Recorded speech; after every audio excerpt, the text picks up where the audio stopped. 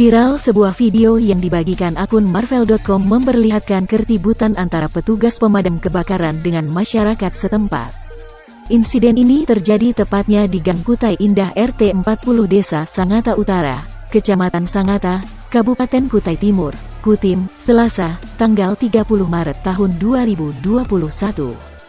Dalam video pendek tersebut terlihat sejumlah warga seperti menghadang petugas damkar. Bahkan ada warga yang terlihat mendorong petugas damkar hingga hampir terjatuh. Gesekan warga dengan petugas damkar ini terjadi dipicu karena salah paham. Warga yang rumahnya dekat lokasi kebakaran minta disemprot atau dibasahin lebih dulu, sedangkan pemadam menyemprot dan membasahi sesuai prosedur dengan membaca arah angin dan memperkirakan yang mana yang lebih dulu dibasahi. Hal inilah yang memicu keributan antara pemadam dan warga. Warga berupaya mengambil selang dari mobil damkar karena menganggap bisa memadamkan sendiri. Warga merasa pemadaman segera harus dilakukan. Kebakaran tersebut terjadi sekira pukul 12.30 WITA, berasal dari salah satu rumah warga.